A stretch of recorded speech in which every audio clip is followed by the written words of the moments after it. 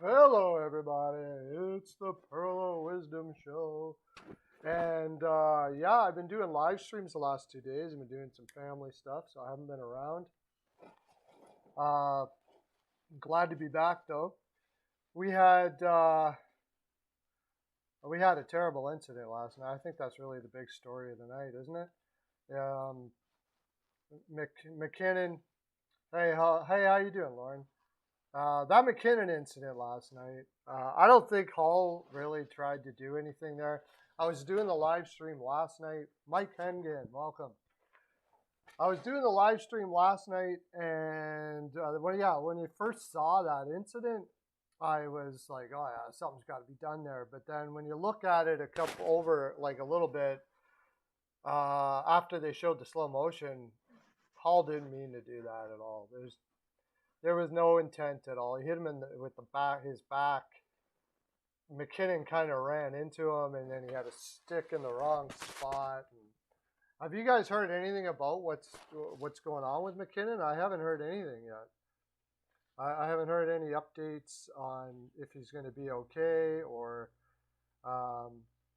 anything like that. But I sure hope he is, because you don't want to have him on. It was a BS. So like he shouldn't even have got 2 minutes. Probably. That's what you were saying. I was kind of thinking that too, I think the referees are like, wow, we better give him 2 minutes just in case, I think. I think that's the only reason why they did that, but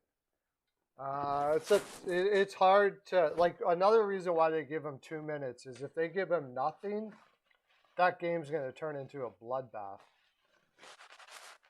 Because Colorado is going to just lose their mind, right? So I think that's the reason why they got the 2 minutes. If you're looking at it from the bench or the first time you saw it, you were like, it looked like there was something really bad that happened there, like Hull did something really bad. But in actuality, he really didn't do anything all that bad. So I think he got the 2 minutes to calm the situation down a little bit, because if they wouldn't have given him nothing, that game probably would have got out of hand. They had to give him 2 minutes, yeah. Yeah, I think just like I said, if they wouldn't have given him anything, it would have probably got even more ugly than it did. That being said, what I want to more talk about is Colorado shooting themselves in the foot. Like they could have looked at that play in the first period and realized that Hull didn't do anything or whatever, but get your head back in the game, man. They totally let the game get away from them, even though they did end up winning. That's how great of a team they are. They did like that. Was it McDermott? No, Johnson. They kept on cross-checking and cross-checking and cross-checking him in the back like that over and over again. Hull, like, what are you accomplishing there? Nothing really. Plus, you got the end of the game if you want to. At the end of the game, get somebody to jump them and start throwing them or something. But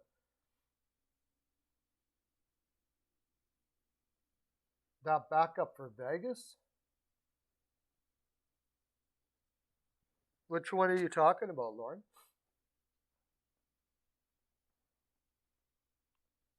Are you talking? Oh, you're talking about. I didn't see what happened there. Did something happen there? I know who you're talking about now. It was in a different game altogether.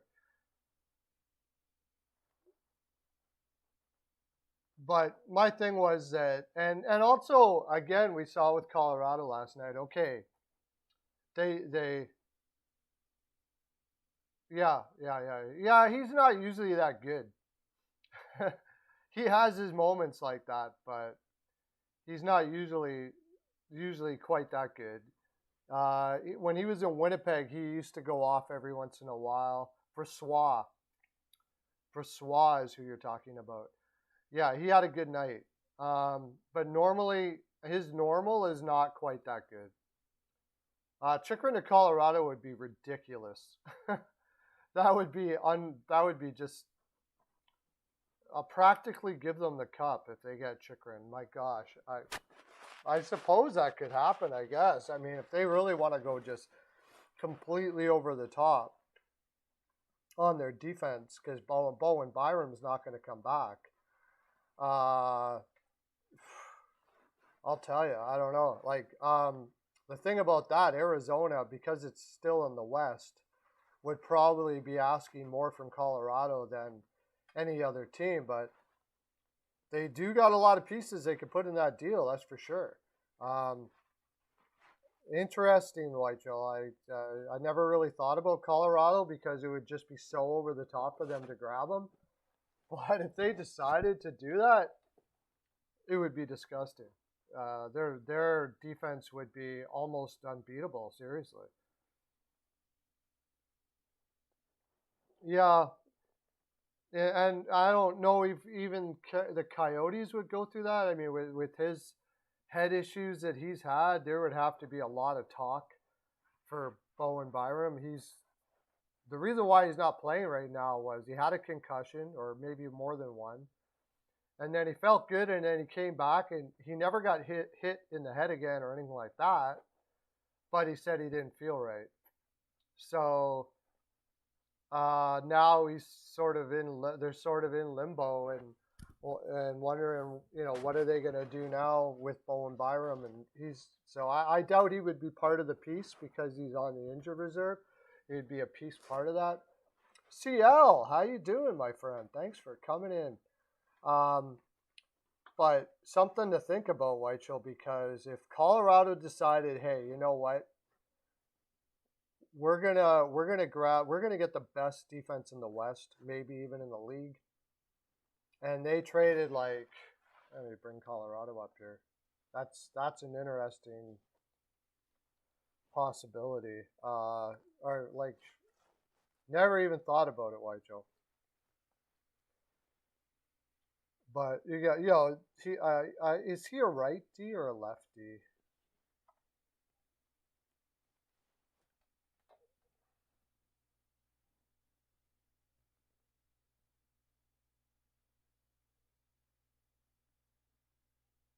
Let me get you guys up in the chat here.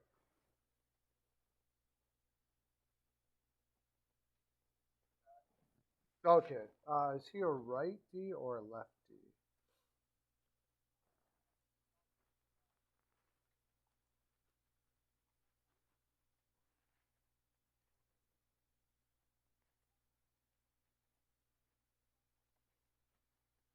He is. He's in the lineup now. Lefty. Okay, let's go back to Colorado now. I mean, it would be disgusting if they picked him up.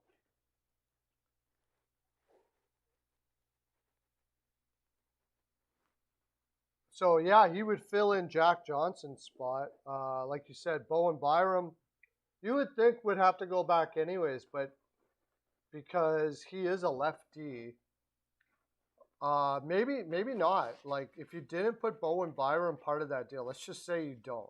Okay. Who would you put part of that deal? You could put Justin Barron, who is also doing, I believe, pretty well in the AHL right now. 14 points in 23 games. I believe he's a big boy. 6'2", 20 years old.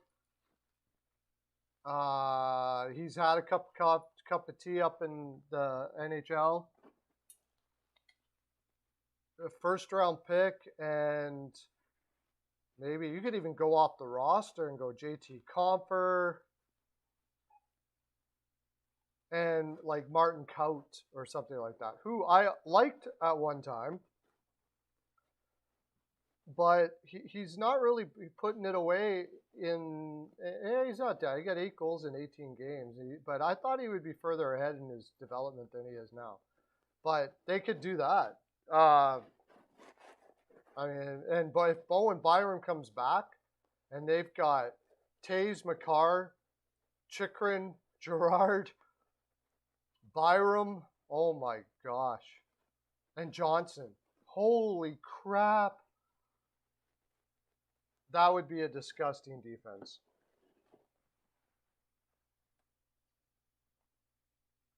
I wasn't here yesterday. I haven't been here the last 2 days, actually. I've been doing, I'm going to be doing evening streams more. I won't be doing as many of these day ones. Maybe 3 times a week I'm going to do this. And I'm going to do more evening streams. Me and Peyton on the radio and I seem to have a really good chemistry together. And I want to see how far that goes. So I'm going to start doing that. No, Taylor Hall shouldn't be suspended. He didn't do anything really. I looked at it over and over and over again, but even after the first time I saw it in slow motion, it was pretty obvious that it was more about the stick coming up in his face. And, you know, Hall did not lean into him. He more banged into him. Go Caps. How you doing? Thanks for coming in. Everybody smash that like button, buddy. Thanks a lot if you could. So anyways, CL, you guys bring the content. You know, I'll talk about whatever you guys want to talk about. If you want to talk about the games last night, you tell me. If you want to talk about the Fletcher had a press conference. Now, I heard some stuff about it. From what I understand, he made it sound like Giroux was basically on the table. And I'm going to be doing probably my next trade video that I did. I just did a Fleury one, by the way. You all want to check that out. My next trade video will probably be Giroux, because the more I hear about it and I didn't hear the press conference, but I heard a lot about the press conference, and it sounds like Giroux will get traded. And we were talking about that last night in the live stream. I think that if he will get traded, the most likely destination for me is the Boston Bruins. I could see them bringing back, because they need to get bigger and stronger. DeBrusk is not super big, but when he's playing his best, he plays big. So possibly I think you could get the best value out of Boston. Boston really needs a second-line center bad. They could play Giroux up the middle with the only thing is he would play with Hall, and Hall is kind of a passer too. So you would have like Hall, Giroux, and Pasternak as a second line if they don't load up that top line again. And still, you got Giroux and Hall passing to Pasternak. I'd want a first in DeBrusk at least.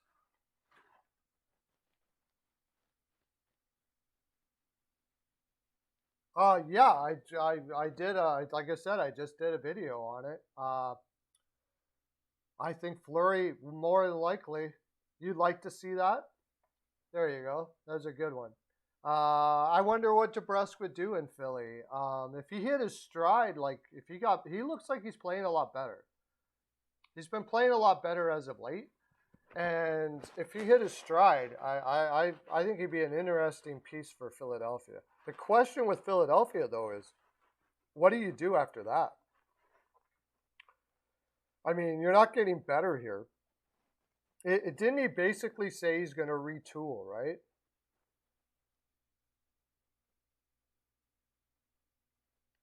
No, there's no way they're getting Newhook.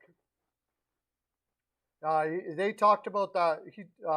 Peyton brought up the Avs last night, and I think that they're too much in love with Newhook to do that deal. But I mean, if you could, yeah, I'm all over it.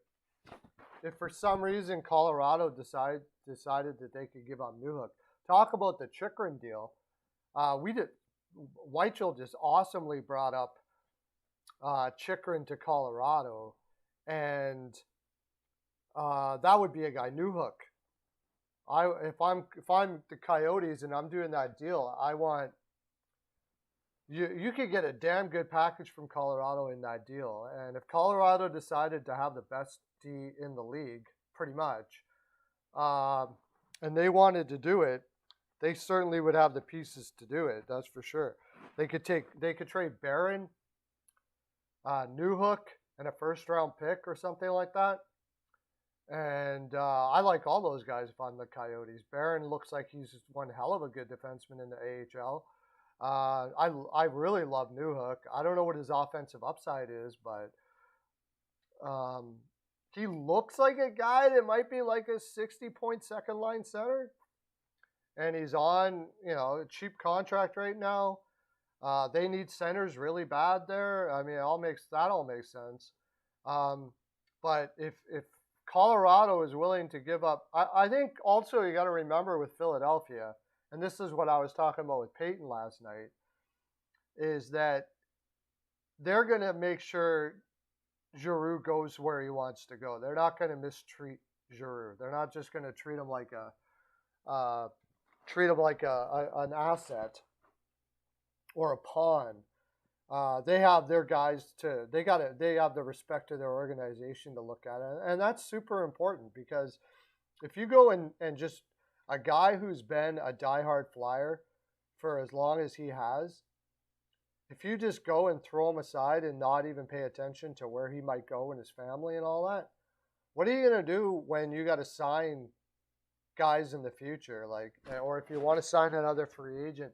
That stuff sticks in the head, and it goes around the league too, where they're saying the Flyers, they just throw away their guys, they don't really treat them very well. So you go to sign a free agent, and they go, I don't think I want to go to Philly. Look at how they treated Giroux, stuff like that. So yeah. They're gonna have to talk to him, and I don't think he'll choose to stay though. If it seems clear, I even think Giroux now must be kind of thinking in the back of his mind. It doesn't look like everything we tried here in Philly isn't working. Maybe it's time for me to. I think Boston would be the best place. Boston, it's closer to his home in Toronto. Yeah, they're a cup contender. They need a center like him. He's going to be wanted. All of that stuff like that. So if I would say Boston. Now I don't even know if they could get that much because if you're Sweeney in Boston, you're like, okay, there's not too many places he's going to go here. You got the New York Rangers, maybe. What Philly would want to see happen is, oh God, I hope not. Jeez, I hope not. But who knows? That's been a kind of a rumor that Edmonton. But now say he's looking like he's heading to Boston. Now all of a sudden I'm the New York Rangers and I'm like, I don't want Boston to get Giroux. Are you kidding me? That's going to make it a lot tougher to take out Boston if they meet them in the playoffs. So what Philly wants is to get, and that was the other team I was thinking that the New York Rangers may stick their nose in there, and it could get a little bit of a bidding war then, assuming that Giroux is happy to go into either one. Yeah, so there's a lot of things to unpack in the deal with Giroux. There's a lot of things to unpack. I've heard about, trade him at the deadline and then re-sign him in the off season, but how often does that happen? It doesn't happen. I think the last time I remember off the top of my head that happened, Kane, Risto, and Jones. Not Risto, gosh. You might as well just pack it in. Risto is not a good defenseman.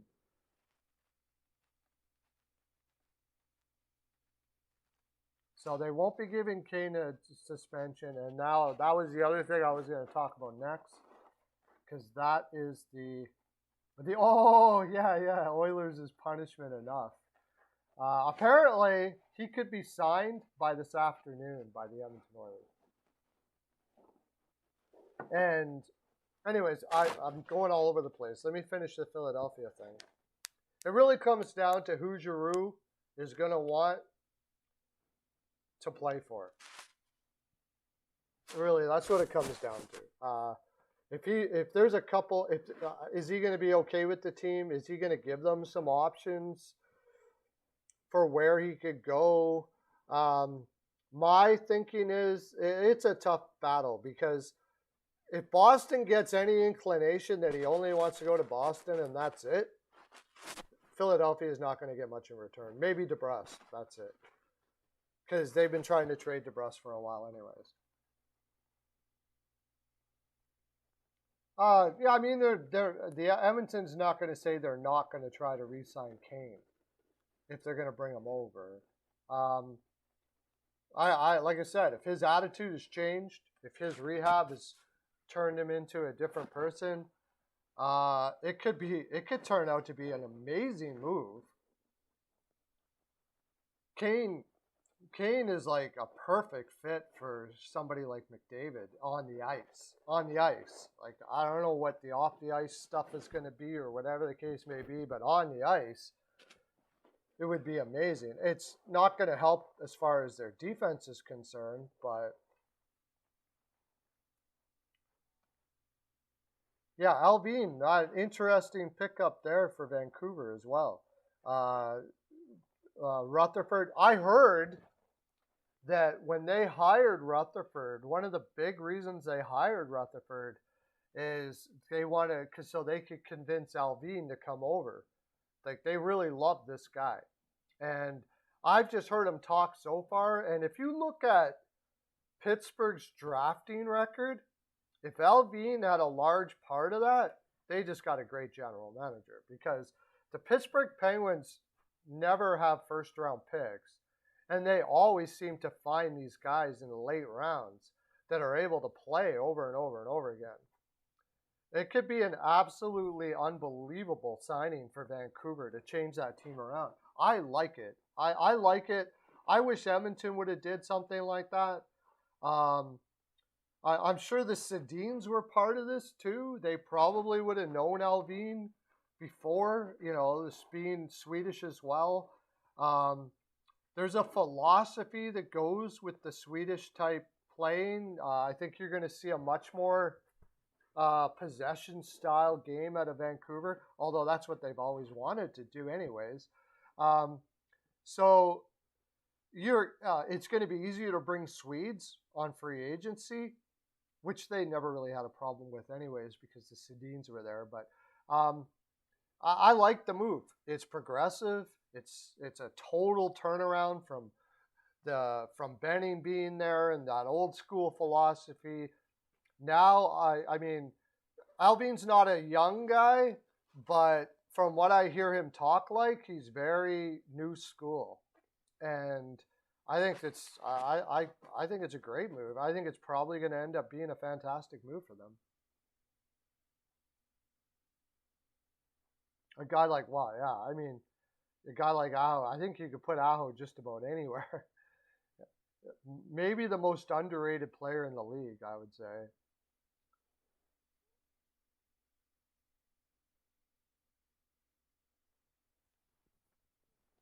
Yeah, missing 3 for 3 in that draft. Yeah, and a couple of them I got. The only one that I really in that 2015 draft that I really don't understand is how you don't take Connor. I just don't understand that. I can see Barzal. I can see his agent not wanting, him talking through his agent and saying that he didn't like the spot for himself there in Boston with Krejci already there and Bergeron there. Financially and everything, and maybe it didn't make sense for him, and Boston's not going to draft a guy that really doesn't want to be there. So I could kind of see the Barzal miss, but the Connor miss, I don't understand that at all. I can't see Connor not wanting to go to Boston. They needed wingers. That one's weird. I would love to know the ins and outs of what happens in in behind the scenes with agents and players and stuff like that.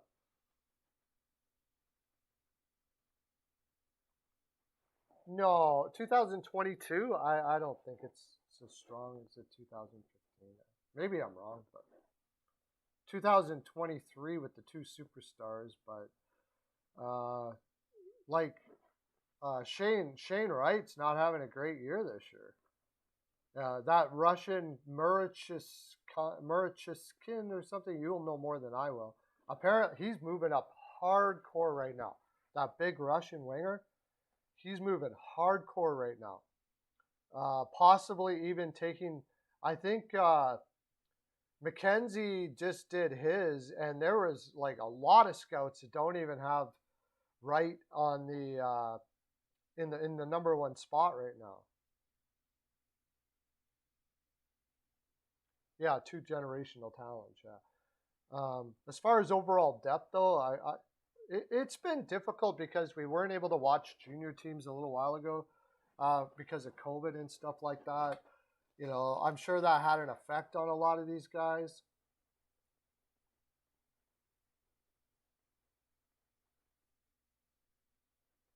Decline. Yeah. Oh, okay. Yeah. I mean, it doesn't make sense. Why would you bring Martin Jones into that situation? Uh, Miroslnichenko. Yeah, that's the one. He's moving up hardcore fast right now. Yeah, it doesn't. I'm glad they did. Like, Jones isn't a guy that seems to handle pressure very well. Um, his whole body of work in his career has not been good. Like, it's not. Is it really an upgrade? Unless you have like a goalie coach saying, "I know what he's missing, and I know I can get that guy, get Jonesy to be reach the top of his game and all that stuff like that." Unless you got something like that, I don't see why they would do Jones. I think for the Edmonton Oilers, um, if they're not going to improve their defense somehow, and it doesn't appear they are, I think it's Fleury or nothing. Fleury or just pack it in this year, seriously.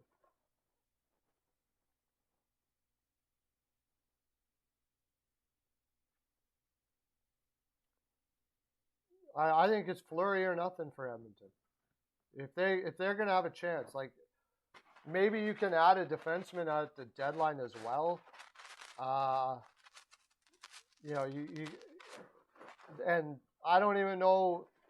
My inkling is that Fleury wouldn't be too happy to go to Canada right now. I mean, I know he's from Canada, but like not that part of Canada, not Western Canada. He's got to move. He'll be away from his family completely. I doubt they would move to Edmonton for that short a period of time. The Edmonton's not going to be able to re-sign him. So I'll go watch my Fleury to. I got 4 teams. I gave 4 teams that he could go to. Watch that video. It's going viral right now, by the way. Viral. Oh, I don't even. You got me there. I don't even know those guys' names. It seems like Koskinen's getting pissed off. He did play not too bad the last 2 starts, but I mean, wouldn't you get pissed off? I've been saying it all along. I don't think goaltending is the biggest problem. Defense is the biggest problem. They've left him out to dry so many freaking times. It just wears on a guy. You know, there's not too many guys that can watch Duncan, Keith, and Barry just give up the puck over and over and over again and get beat to the puck and lose battles. And, you know, constantly you're always looking for where the puck's going to come out from behind the net because it's likely going to happen. That's going to wear on you, man. It's going to wear on a goaltender's head for sure. I mean, Koskinen in the past has put up some decent numbers, but to peg it on him, I think I don't think he was good enough anyways, right? They weren't going to win a cup with Koskinen, but they could have been a way better team than they are. And so, like, you look at the options that they have. does Holtby's been having kind of a resurgence this year. He's got that cockiness type attitude, but I'll tell you what, if you pick up Holtby, I don't know if you saw it in Vancouver last year, but he outrightly was like practically yelling at guys and giving them evil stares when, because Vancouver's defense was so bad, giving them evil stares during he was playing. What do you think he's going to do in Edmonton? Like, right now he's in Dallas where they're having trouble scoring, but defensively they're not too shabby. Put him in Edmonton, and I don't know. Well, he's better than Mike Smith right now, that's for sure. I don't know, when Mike Smith is very healthy, which is seldom. I can't say that he's better, but Mike Smith has got a better attitude to take on what he has to take on there in Edmonton. I don't think Holtby necessarily has the right attitude for what has to be done there. Koskinen, forget about it. And what do you got left? The Varlamov's got $5 million left this year and next year. And like I said, when he was in Colorado and Colorado didn't have the defense they have now, he struggled. I don't see any options out there that's going to make that team better today, except for Fleury, if he in fact is an option. Besides that, I'm looking at defense. And in order to do that, they're going to have to lose Barry or somebody like that. And I would have been all over Chychrun. And apparently they don't want to give up their first or whatever. So first Yamamoto and I don't know.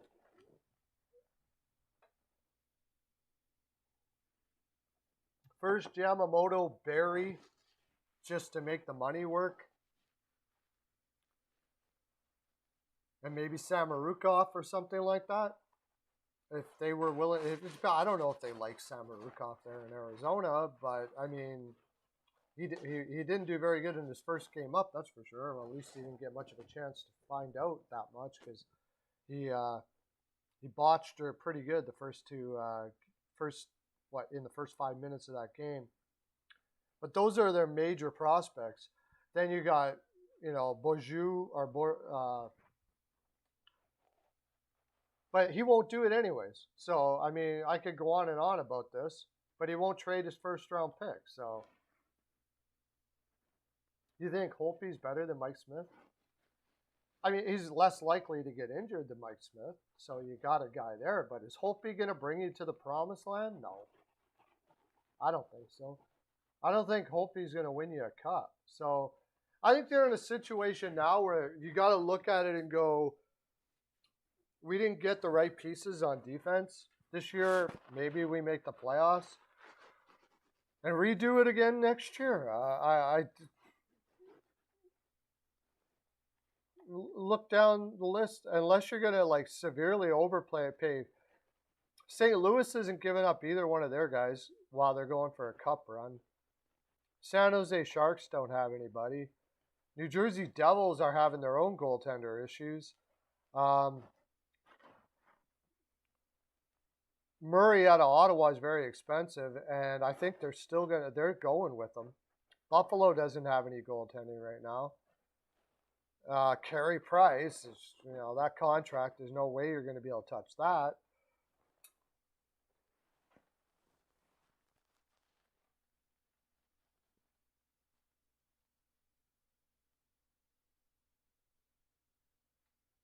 Yeah, it was going to be. It was you had to kind of expect in Boston that Rask was, they were just going to see if he was okay, and he's not okay. He's not okay. He doesn't look good. His timing is off. Yeah, I agree. He should go down to the AHL until they know he's crushing it. That's probably the best thing for him is to go down to the AHL and just crush it down there for the next little while. And once he's crushing it, then maybe give him another shot. But it's a tall order to ask guy who just came off of the surgeries he did to uh, to all of a sudden turn it on just like that. I mean, the NHL trade line is March 21st. I know that seems like it's a long way away, but not a long way away. Do you, like, you have to agree right now that I think that maybe you don't, but I think this year the trade deadline looms in a lot earlier because there basically is a lot of haves and have-nots. Like the East is pretty much set unless the Islanders can go on a crazy run right now. The East is pretty much set, and there's a lot of teams already that could be talking about, like Philadelphia is already kind of indicating Giroux is out. Vancouver, with JT Miller and guys like that, like they're already indicating that they're going to be looking at trading some veteran players. But especially in the East, there's so many teams that the ones that the haves all have a shot, kind of. You know, Tampa Bay, Florida, Carolina, Colorado, Vegas. Those guys all have a shot. Those teams all feel like they have a definite shot. And there's a crap load of teams out there. Montreal, like Sherratt's going to be gone. Petrie should be gone. You know, who knows? Maybe I get the inkling that they're going to hold on to Toffoli.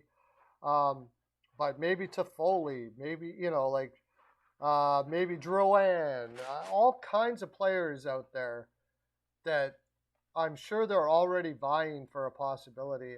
The only thing is, I think the deadline, if it's going to be light in trades, it might be because a lot of teams do these trades before the deadline right now. Maybe. I don't know, because they want to get that guy. They want to get their guy now. That would be the reason. But maybe not because they're already in, so they can wait it out.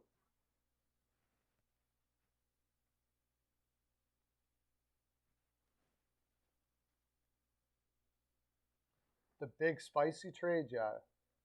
Yeah, there's going to be some teams, like, you got Nashville. What are they going to do? I think they're going to sign Forsberg. Probably. And most of their stuff I think they're going to do is in the offseason, but they may add some veteran defenseman or something like that. I think Nashville feels like they've got the type of game that could do some damage, but I don't think they really truly believe they're contender. So they could, you know, pick up a Petrie maybe for not much. You know, something like that. I could see them doing something like that. Then, like the middle, Minnesota, Guerin apparently has sort of made it known that they're looking to add as well. The guy I think they'd be looking at it like that they've been talking about is JT Miller. I just find that odd when he's got so much years left on his contract, and they have their cap issues going to be such a big problem with the Parise and Suter movement. I'm not sure that JT Miller would be the guy there. I think they would have to look at a rental. I'm sure they would call Philadelphia about Giroux going there. But I think Giroux really wants to go somewhere where he can re-sign afterwards. And I don't know if Boston's able to do that. I think they can, as long as he doesn't like go off the charts asking for a ton. Because they were going to be paying Krejci if Krejci would have stuck around. So Giroux could be like their next Krejci. Now, as far as other rentals are concerned, if I remember correctly, the rental market for centers wasn't super strong. Arizona doesn't really have anybody. Like, they don't even have a center. They're playing Travis Boyd as their first line center right now.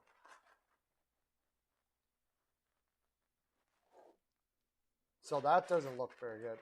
Nick Schmaltz can play center, but Usually plays center, but they got him going on the wing. But does that really turn the needle all that much? Not really. And he's got term too, I believe.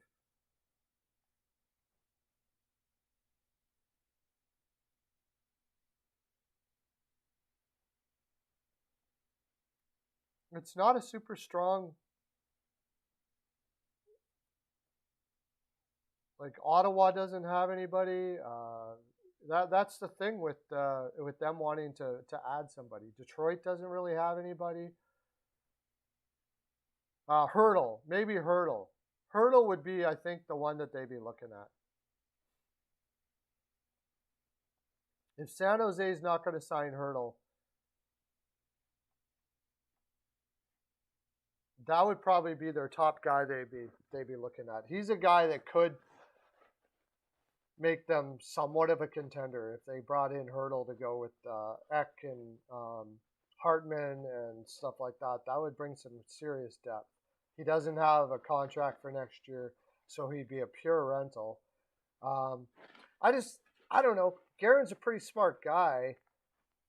Do you bring in Hurdle and think you got a shot against Colorado and Tampa and all those guys like that? I don't know if I'd want to waste assets right now.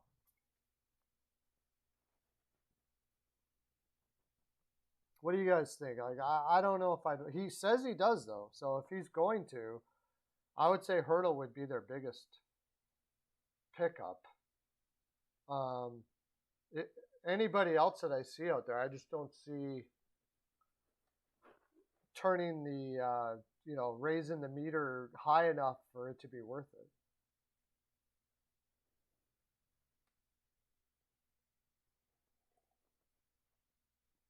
Yeah. Oh yeah. Montreal is going to make some serious changes.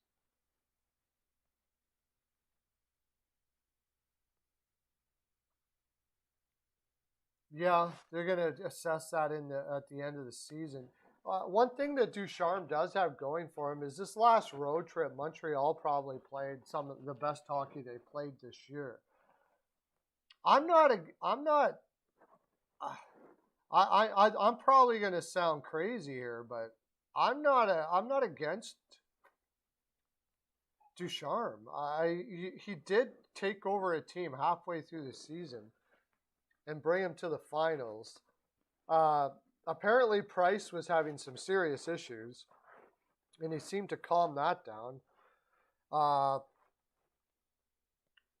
I'm not like what he's had to work with this year. How can you really judge how good of a coach he actually is? I have a feeling they're going to give him a little more time. Ducharme lost the team. I mean, lately they've been playing really well, like as good as they can with what they have in their lineup.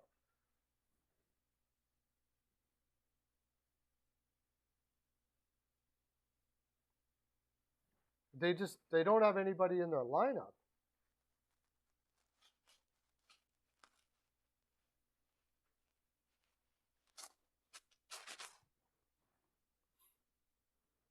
But I don't know. They could, and they're sort of strapped too because you got to take a French Canadian. So I have a feeling they're going to give them another half a year or something like that. That's just my gut feeling that they're going to give them a little more time after they change over their roster and stuff like that. Jeff Petrie is good as gone. He's as good as gone. Jeff Petrie, when the team is losing, is a whiny whatever. Like you don't. Yeah, he's definitely gone, no doubt about it. And where he could go to a lot of places. Like I said, Nashville to me seemed like a possibility. I don't think because he had such a bad year that I don't know if anybody's going to dump a first for him. So a team that's looking to add to just, give her a shot. That old philosophy where, once you get in, you never know, right? That's why I think that a guy like team like Nashville would be a pretty good chance for Petrie, and they're really good at getting the best out of defensemen too. So it would be a good opportunity for him. What do they have for picks? I don't think that the only problem I see with that is I have a feeling Nashville's not, really they're not really also wanting to give up picks. I think it's possible that they just kind of keep their team as it is, and they'll play the chemistry card, and they'll say we just have really good chemistry, so we don't want to mess it up. Instead of saying that we still need to get younger and they need prospects like crazy.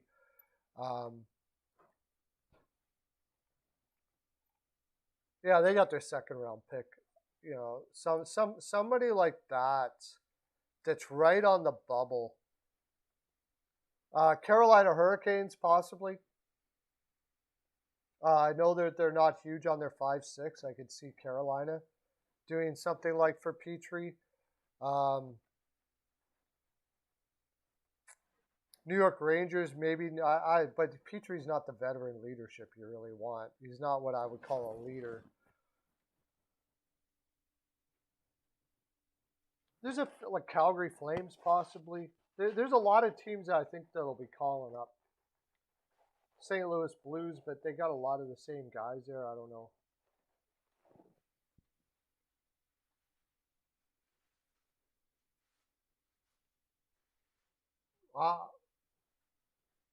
They want to keep Carey Price. At this point, right now, the whole thing about Carey Price, I think, is pretty much on hold. He's got to go back. He's got to go back to rehabilitation again for his whatever knee or whatever it is. I don't think there's anything there with Carey Price that they. It's going to be really interesting to see what Montreal does. The Molson family are not a type of people that that are patient for a rebuild. Let's put it that way. So, and Gordon, when he was hired by the New York Rangers, it was all about the quickest rebuild possible, and he did a fairly quick rebuild in New York there. So I think this is going to be as quick a rebuild as possible. Most of the trades I think they're going to make are like he did sort of in New York as well. If it's not a super high pick, like I think they're going to be looking to guys that are young and can play now, and then add picks there to make it so it's as quick as possible.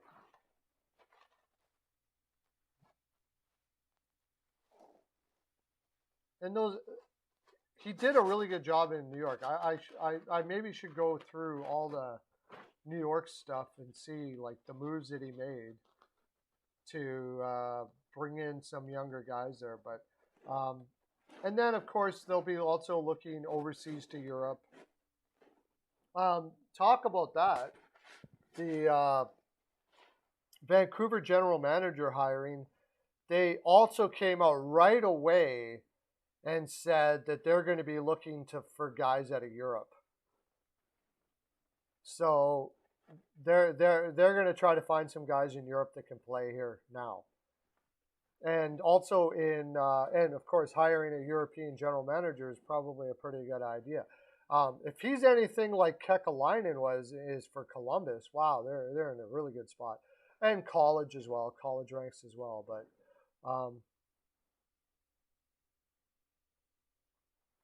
well, yeah, that's what people were asking me if they could make the playoffs, and my answer is yes. If any team can do it, they can.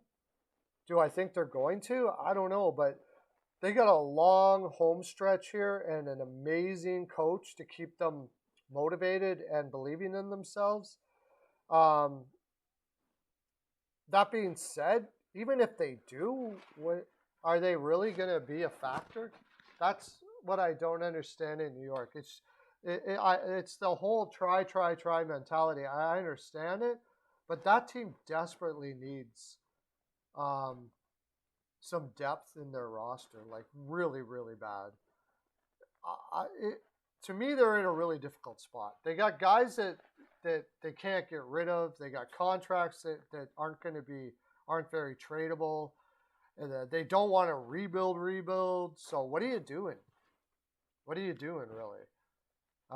Try to get Bailey off the books and add another player. I think that's really what all they're going to be able to do. And we haven't talked about this in a long time. Hasn't been brought up for a while. They were apparently heavily in on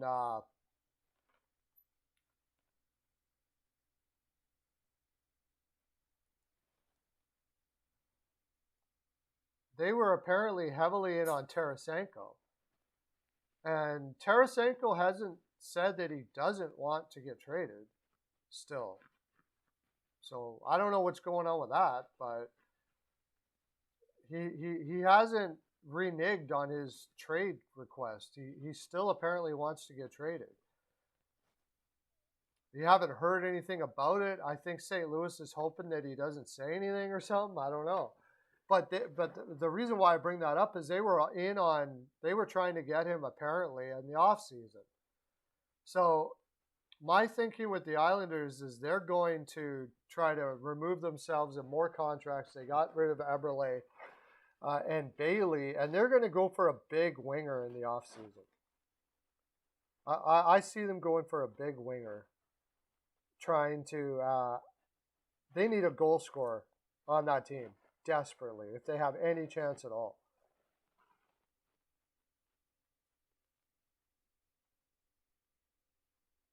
They're only 20 points. Did you mean 2 points? Where are they in the standings? Paul Maurice. Yeah, that was the first thing everybody said. Also, yeah, Paul Maurice. He's not French, though. He sounds French, but he doesn't know how to speak French. In fact, it's funny you mentioned that. He was asked about that. He was asked if he spoke French after he stepped down in Winnipeg, and he said no.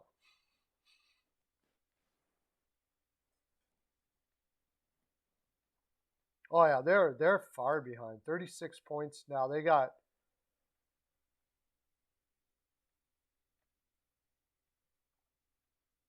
what's the wild? I gotta look at the wild card here.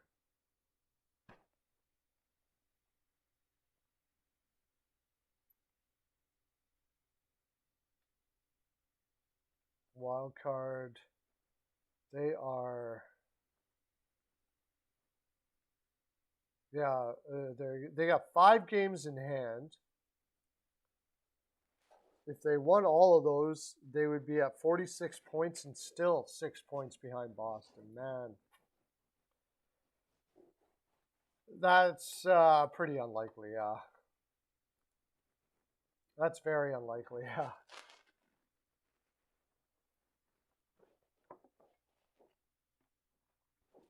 That's a pretty unlikely scenario that they're going to come back that many points on Boston. Washington is crap in the bed right now. They can't score in the ocean. Like they're terrible. They are a team that could fall out, but I don't think I doubt very much they could fall out that much. Like that would be a 20-point swing. So basically, Washington would have to go like 2 and like I don't know, 6-20, and the Islanders would have to go like 17-20 or 17-3, 6 and yeah, you know what I mean? Like something catastrophic like that would have to happen. But how many times you see a team get on a run, they win like 10 in a row? That's what's going to happen. They're going to have to get on like a crazy run. And I just don't see that team doing it. I don't see them having a roster that can catch up like that. Just like they are in actual games. When they get behind, they have a hard time catching up. And when they get ahead, you'll have a hard time beating them. But this year, that's not happening as much as previous years. So it's going to take a lot.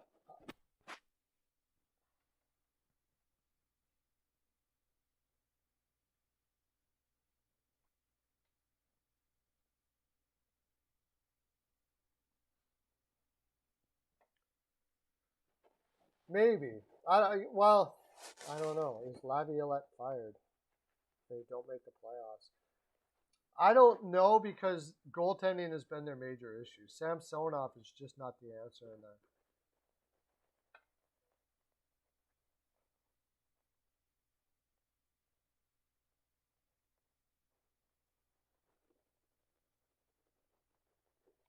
Yeah, you're not hearing about it like somebody every day, people every day on COVID protocol, that's for sure. Which hopefully will then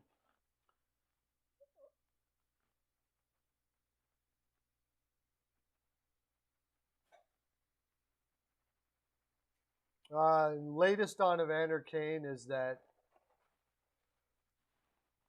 if he signs, it's going to be a $1 million contract for the remainder of the season. And the cap hit would be a little more than double that.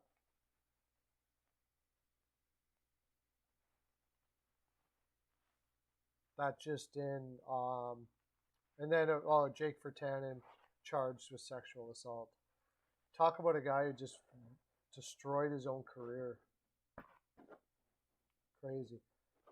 I guess that guy was just a party animal.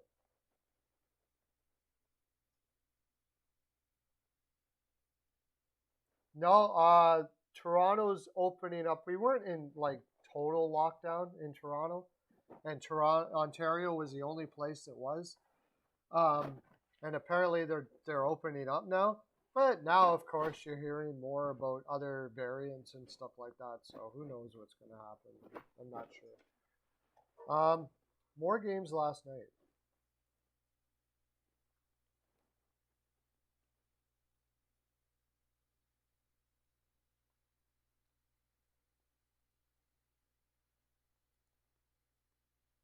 Maple Leafs and Ducks. What a crazy game that was last night. Are you guys like me starting to wonder about Campbell now? It's been like this for ever since he got to the point where he was a number one goaltender. Campbell seems to be so hot and relatively cold. Like consistency just doesn't seem to be there for Campbell. It's a concern. They're going to hope that he can get hot in the playoffs, but it's not totally his fault. The defense in front of him isn't playing that great. But all of a sudden, Campbell's not stealing games for Toronto now. They did win last night on the strength of their scoring, and Matthews looked absolutely fantastic from what I was watching last night. But Toronto did have defensive breakdowns. Without Muzzin on that team, they don't look the same. They're not. It's a huge loss to not have Muzzin on that team. They don't really have anybody to replace a guy like Muzzin if he goes out, and so their team depth has always been the issue. But I wonder if Campbell's the answer there.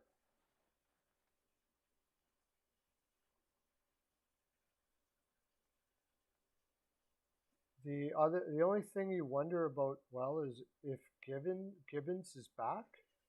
What do you mean? He's not playing tonight, if that's what you're asking.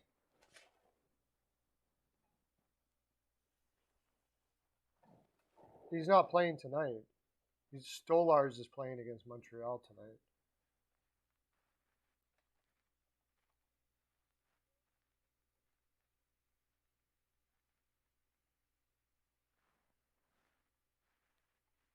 Maple Leafs did outshoot the Ducks just right, 44-20. They did outplay them. But on 20 shots, Campbell let in 3, and he didn't look stellar. And that was my biggest issue. Now, they had they picked some corners. Vinny Lettieri, I remember him when he was with the Rangers, and I thought, this guy's going to play. And it looks like he's found a spot in Anaheim right now. He's getting into the spots now more than I've ever seen him before. He potted one last night. Troy Terry, Troy Terry didn't even have a shot last night.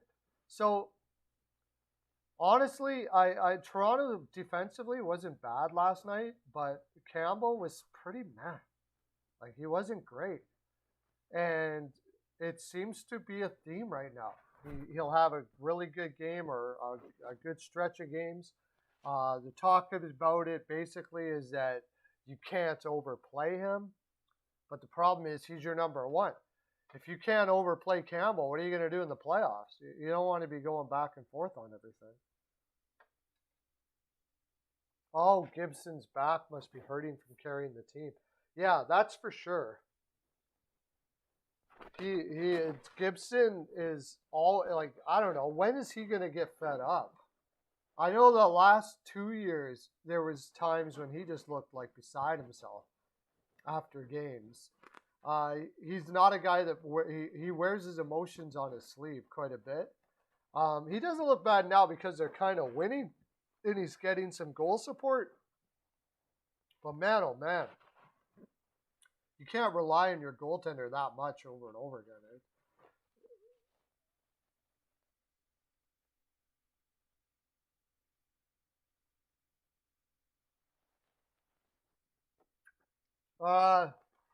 Will he beat Binnington? I think it's very possible that Husso could beat Binnington for that top spot because Binnington strikes me as the type of guy that doesn't like to be challenged.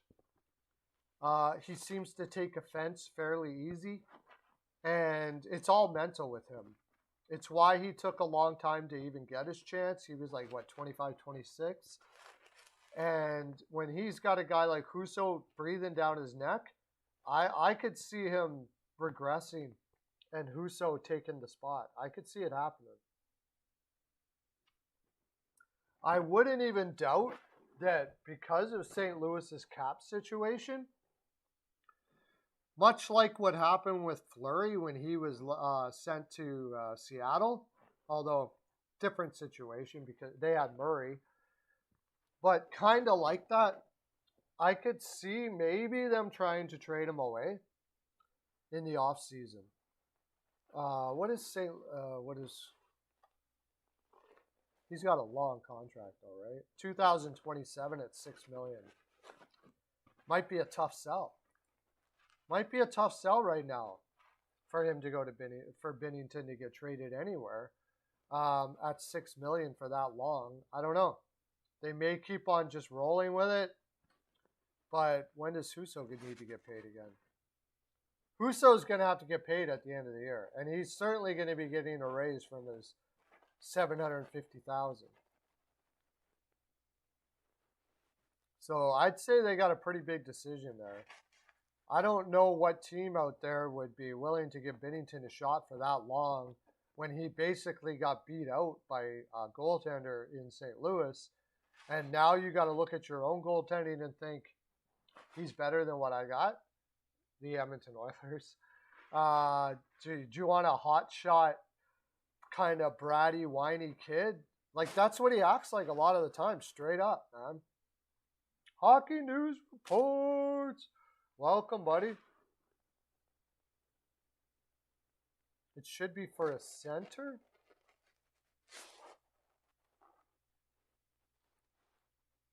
Why would you got Robert Thomas, Ryan O'Reilly, Braden Shen? I could see them packaging Braden Shen or something. I honestly think if they do trade Tarasenko, it would be a defenseman they were looking for.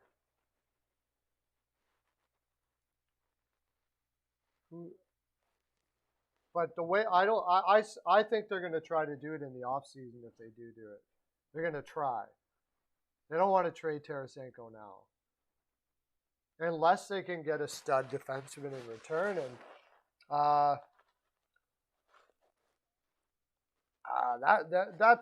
he's a very... Oh, I know the Calgary Flames would probably be into Tarasenko. I know they were in there before, but the only defenseman I could see them wanting to give up is Valimaki, and plus whatever else they could find. They would probably be very interested. They need some depth scoring big time, but they don't have like a stud that can play right now. I seriously think that they're gonna try to hope that Tarasenko will hold off until the regular season. No, my son doesn't. No. What's going on? Oh, you went skating? Cool. Right on, man. I'd love to see those pictures.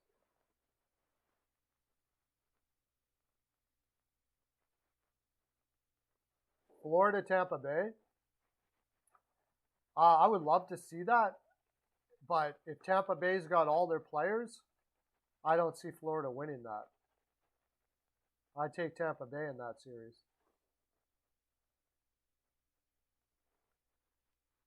Unless Florida does something big here, I'm not. Bobrovsky, man.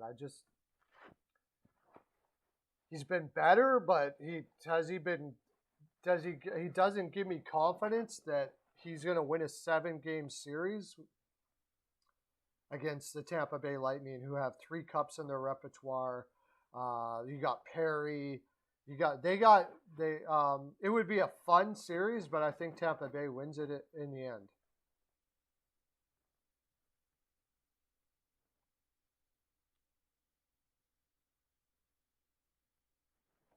Well, they say they're working on signing Strom. They say that. I'm not so sure about that. There's been a lot of talk of Strom being traded. Uh, but if he is, then they need a center. So I don't know if Tarasenko and Shen, let's do her. Tarasenko and Shen to the New York Rangers for Strom.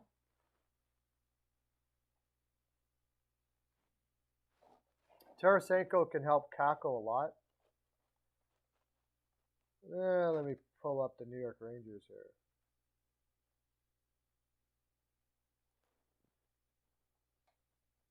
That could give them the defense they're looking for.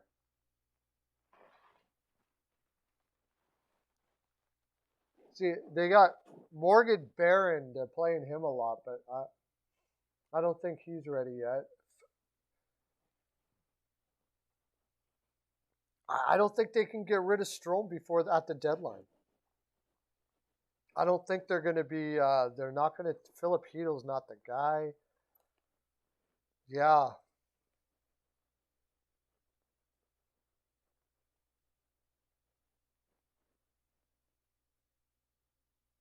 Oh, but they got Shen. So Strom. Who the heck? It would have to be. And I just don't see St. Louis doing a trade at the deadline because they're a cup contender. Unless Tarasenko like really starts like yelling and screaming he wants out and that's enough. This has been long enough. I don't skate anymore. No, I have to have uh, custom skates or my feet just die on skates and they're very expensive. So I basically never skate anymore. No. Oh, sorry about that, Lauren. You said Canes will be trading Trocheck and Nino for someone solid on center to back Aho at the deadline.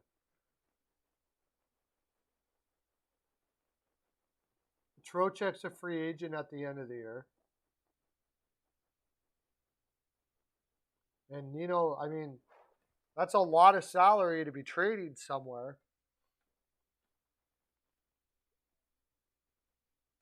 It's a lot of salary to be trading somebody somewhere for a cent for a different center.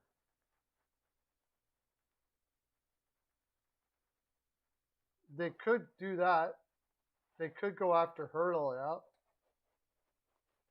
yeah. And if San Jose thinks they can re-sign Trocheck, it depends on what Trocheck wants. Like, okay, let's say they did that. Trocheck and Niederreiter for Hurdle. They don't have the cap for that. They'd have to have somebody else involved in that deal as well. Uh, they got to know they're going to sign Trocheck, and they got to know they're going to sign Niederreiter. If that's the case, first Hurdle would have basically had to say he wants to go. Because if he wants to go, then I guess that deal works. Because otherwise, you just sign Hurdle anyways. Hurdle, why would you take those two guys for Hurdle? Or Trocheck straight across for Hurdle, if Trocheck's willing to sign like right away. Maybe. Kane is almost certainly going to Edmonton. It's apparently $1 million deal, prorated through the season. So, not prorated, like $1 million. So basically, it'd be a $2 million cap hit for Kane.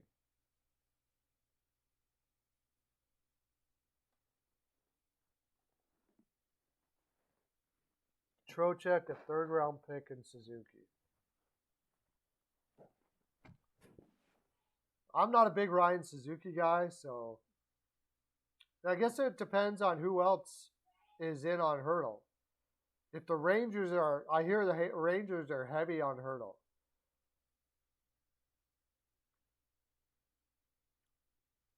I hear the Rangers are heavy on Hurdle. I'm not a fan of that deal because, okay, here's the reason why. Sure, you get another center, but what does San Jose really want to do? I mean, if I'm San Jose, if I'm trading away Hurdle, I'm basically telling Carlson and those guys, look, you're gonna have to wait. We're gonna get draft picks here, and you can either ride it or get your agent to call around and see if we can do anything with your contract somewhere. Because if you're bringing Trocheck back, you're just signing a guy who is going to make you better than you need to be to continue this rebuild. So, and Suzuki to me is okay. Like, he's not the greatest prospect in the world. Is Peyton? Oh, wow. Weeks and Cervalli have reported that Kane is as good as done, or what?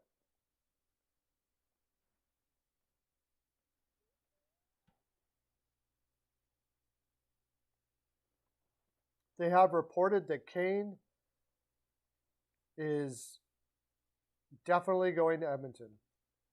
1 year, $2 million, full no movement clause. A full no movement clause to a guy. What? I don't. Okay. Well, they weren't planning on moving him anyways, I guess.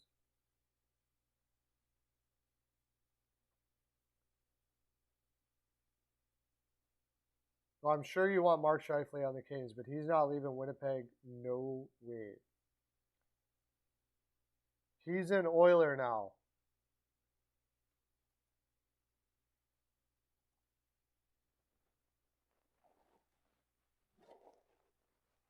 Wow. Let's get our heads wrapped around that. Kane is an Oiler now. Has it got up on Pro Hockey Rumors yet?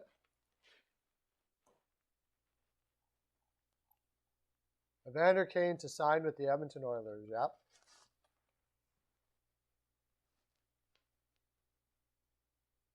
With the signing bonus of $625G.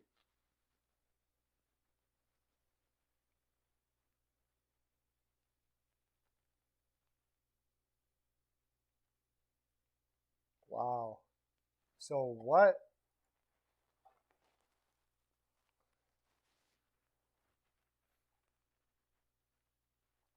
So the Edmonton Oilers, okay. Now we have, I haven't even looked this up until I ever saw that it was actually going to happen.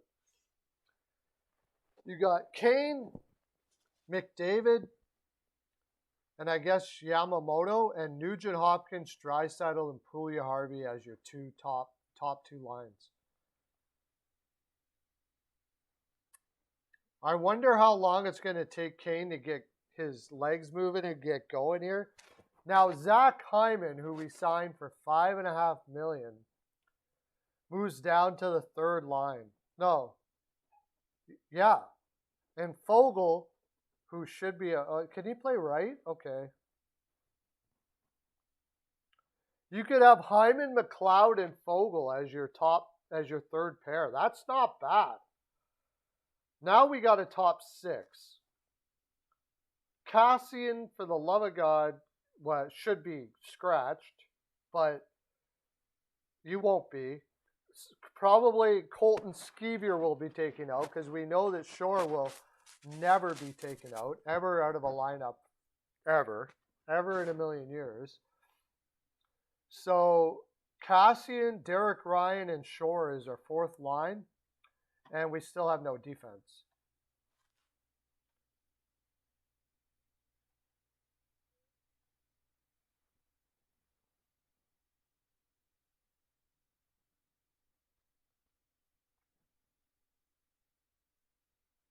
Holland is not as good as gone after this season. I don't think this is a terrible move. I mean, I don't think it's a terrible move. Like I was saying with Peyton last night on our stream, and if you haven't subbed up to Peyton on the radio or Hockey News Reports, by the way, make sure you be doing that. If there's one thing you can say about the Edmonton Oilers is they have historically been pretty solid at taking these reclamation cup projects and knowing where they are in their life and how they're doing and all of those sort of things like that. I'm sure that there is, you got to figure there's some breach stuff in that contract. By the way, Racist Fan of Rocks, thank you very much for coming in. I'm sure there's got to be, I think I'll change my title.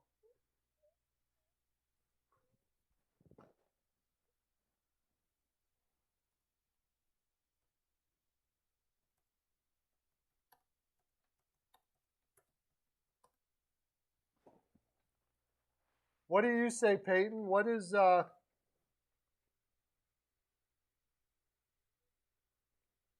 the Canucks are in a bad. I thought that was a good hire though. What do you figure, Peyton?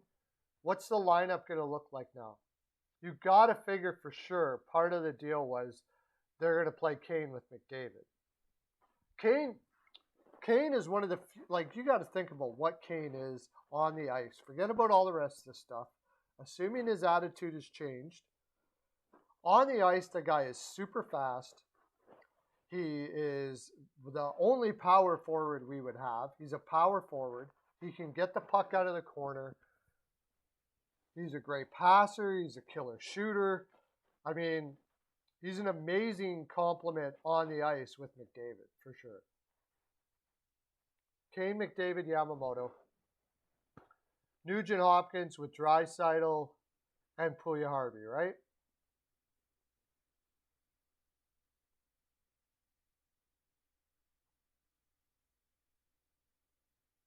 Fogle, Dre, and Puljujarvi.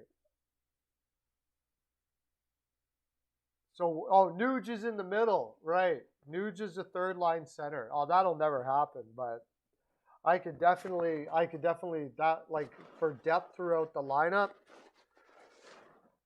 So, and then Hyman, Nuge.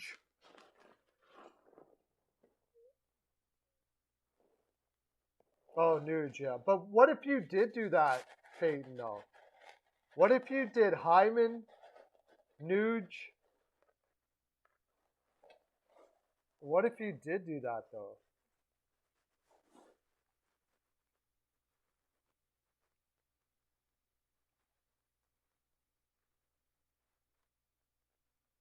But who's going to be the right side? Who's on the right side, though?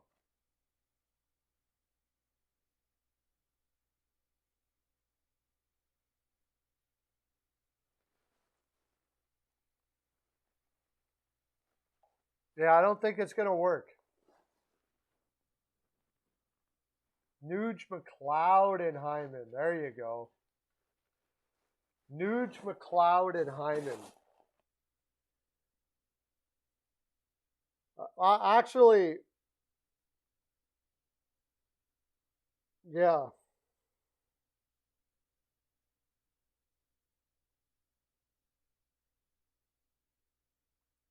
Due to this being a temporary transitional situation,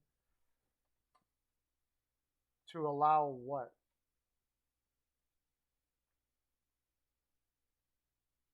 I got to look at what Lauren said before.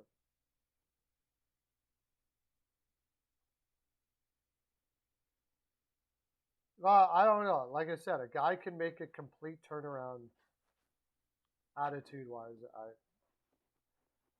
I hope you're wrong. I hope if he hasn't, it could be like Peyton said it too. If he hasn't changed, it could be an absolute disaster. There's no doubt about that.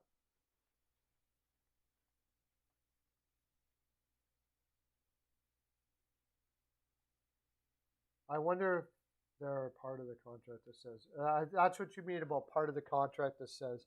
I'm sure there has to be. They're not going to probably talk about it too much, but there's got to be some contingency. Like if you're seen in a casino at all, you're done.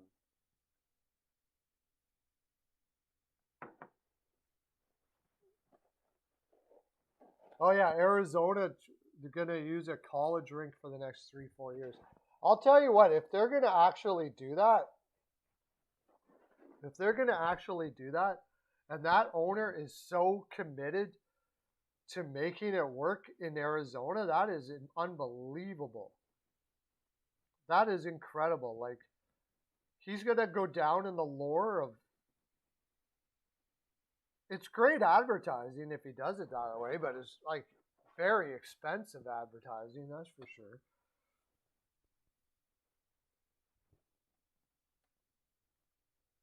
It's an incredible. I still can't get my head wrapped around Kane going to the Edmonton Oilers. Changes. It does change things a lot a bit. Like it could change things a lot. They just simply are going to be able to outscore people like crazy.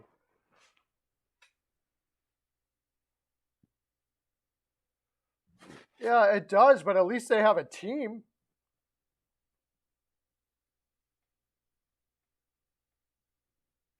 Anaheim's not making the. You kept on asking Peyton, so I didn't answer, but Anaheim's not making the finals. Anaheim's not making the Western Finals. There's no way.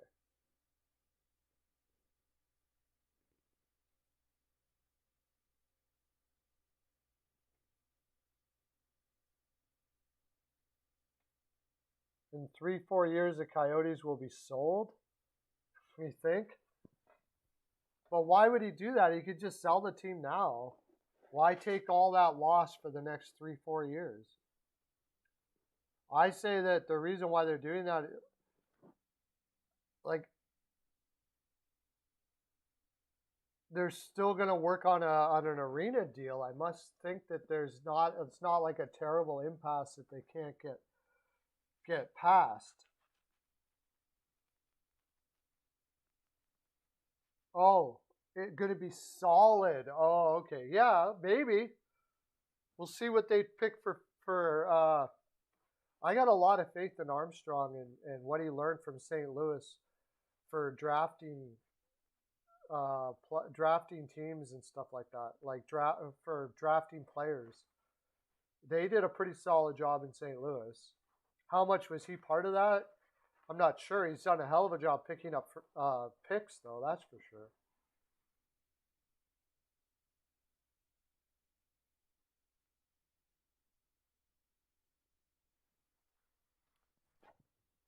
No, I mean they've been getting Gibson has been they've been riding Gibson a lot, Bill. I think that they're a better team and they're growing and they're heading in the right direction, but I think they're way too green to be making any headway in the playoffs. Like who if they got to play Vegas, ah, when Eichel's back, when Eichel's available, Colorado, St. Louis, a team you already mentioned, I'm pretty much already got a lot of guys with cup rings there. I think they'd honestly get slaughtered. Their depth isn't that great in a 7-game series. They're going to wear down pretty fast.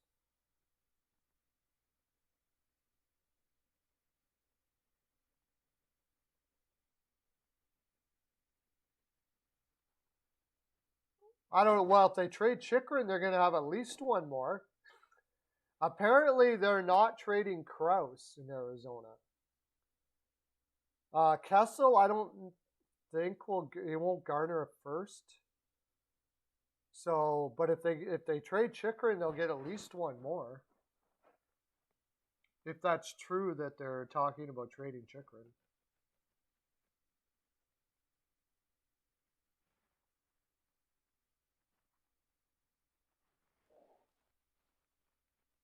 I think 5 or 6 years. If you look at like Detroit, how long it's taken them.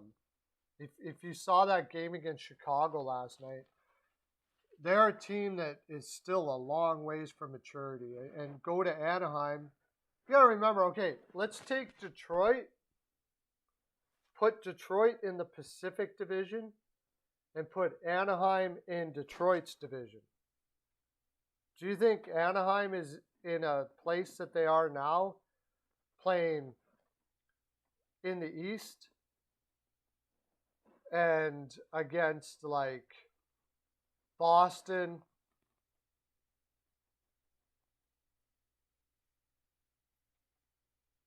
Tampa Bay, Florida, all of these teams like that, Toronto, compared to the Pacific Division where Anaheim's playing Los Angeles, or a bad Oilers team. Calgary has been okay, I guess.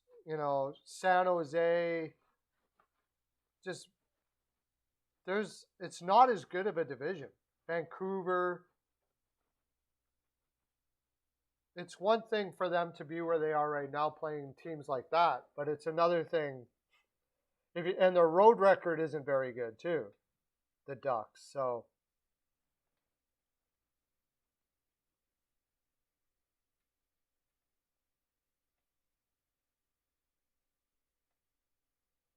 no, Kings or Sharks or Ducks, there's no way they're in the playoffs in the East. Not a chance at all.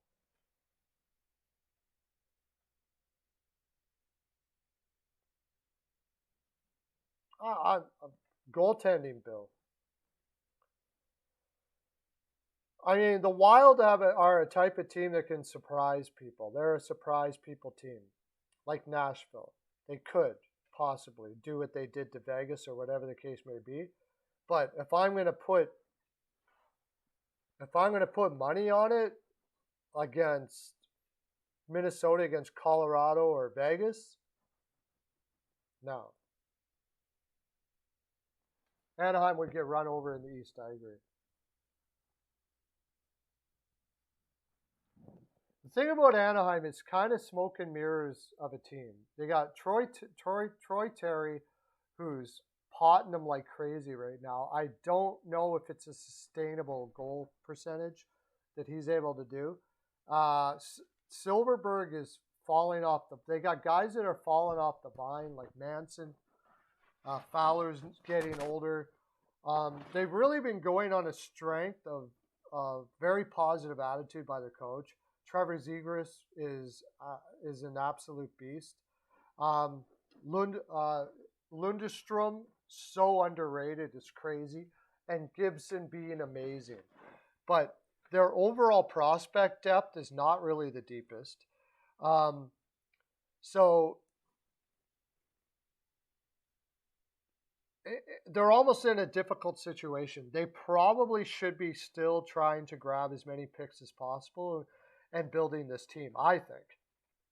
If it's me, honestly, if you're looking at this team totally objectively and you don't have sponsors yelling at you and all that kind of stuff like that, which I'm sure they do,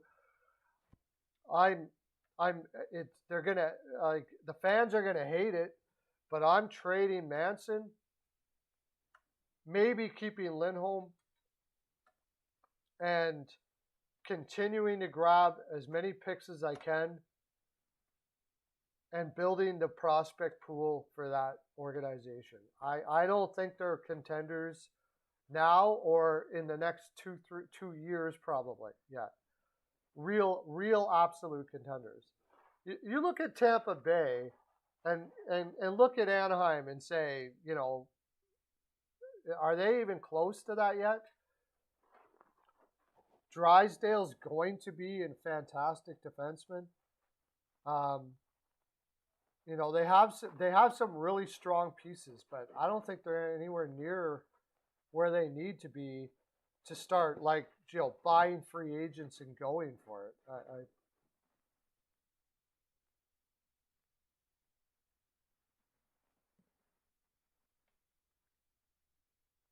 Raquel is a really good one. Raquel probably has some value out there too. Yeah, they got to trade Raquel. He's on the last year of his contract too, right?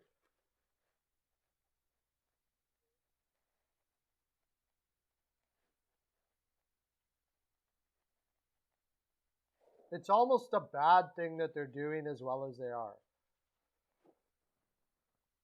Yeah, 2022, yeah.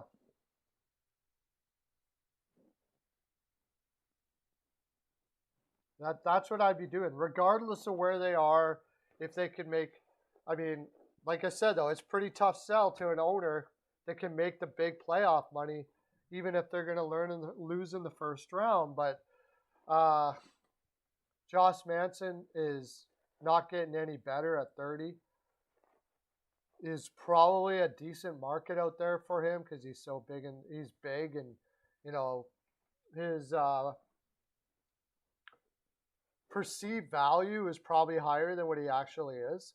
You're not going to probably get any higher value for Josh Manson than right now.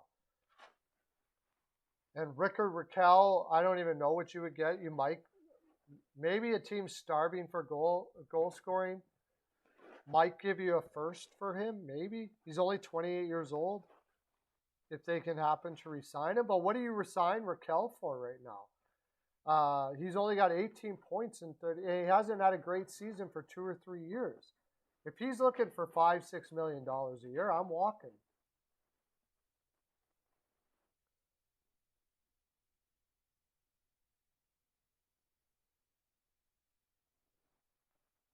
They instruct him to pass shirts. Oh, really?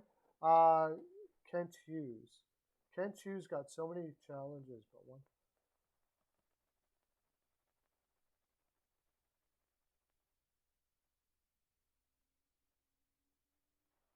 Yeah, well, I don't think Kent Hughes has as big a challenge as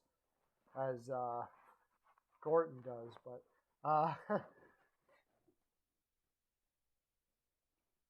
Kent Hughes' challenge, I think, will be signing players.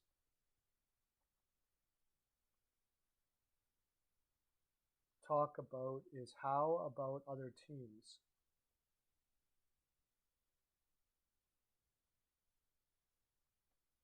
I don't quite understand what you're saying there. Yeah, he was. Yeah, that was he. They tried to trade him to the Jets, but he said no. Yeah, I'm not quite getting what you're laying down there, bud.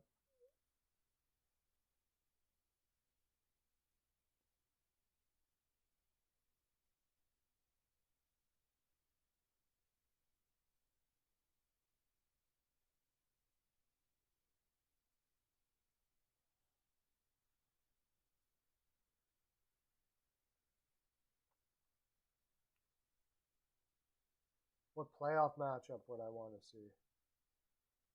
Colorado Vegas. Colorado Vegas is going to be freaking amazing if that happens. That I don't know. There's a toss up. Wild or Preds? I think the Preds will win it. I think the Preds will win it on goaltending, and they're more of a playoff type team. But it could go either way. That looks like a 7-game series to me. That would be fun to watch. Jeremy Solid, welcome, buddy. You gotta. If I had that name, and I don't know if you pronounce it this way, for sure I would be pronouncing my name Solid. Jeremy Solid. Freaking awesome last name. Thanks for coming in. I hope you're subbed up, buddy. They are getting JT Miller. Okay, what are you giving up for JT Miller, Jeremy Solid? Canes versus Lightning. Like, there's a lot of great matchups right now. I still got to go. I got to lean the Lightning in that. I want to see. I got to see Canes in the first round. And what they do at the deadline. Like you said, Lauren, I'd like to see them upgrade up the middle, and I would like to see them like JT Miller. Nobody's talking about JT Miller to Carolina. What about JT? Wow, look at this. Yeah, sorry, Jeremy Solid. I think you just. I think I just. I'm going to be doing a JT Miller traded video. First, I'm doing Giroux, and then I'm doing JT Miller. I'm probably going to do the Giroux one tomorrow. But JT Miller to Carolina, where they have all the ex-Rangers. They have all the ex-New York Rangers there in, yeah. They have all the ex-Rangers. I think you found a team that could very well be giving you a run for your money for JT Miller.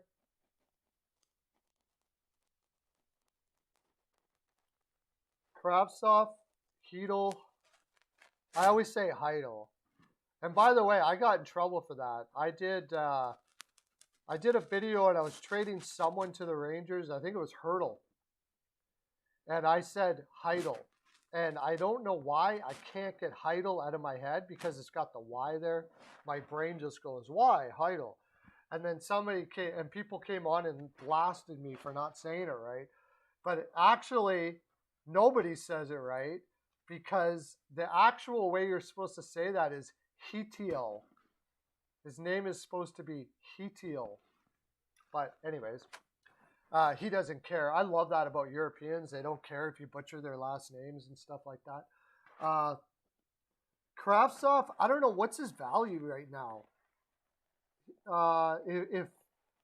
If Vancouver finds high value in Kravtsov and they have that other Russian kid there, Podkolzin, that may, get along really well with a guy like Kravtsov, what's he doing he's in the KHL now, right? How's he doing in the K?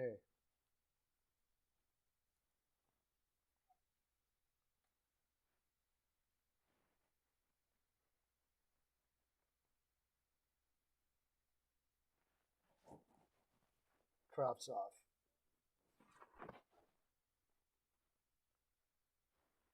13 points in 19 games. Not bad.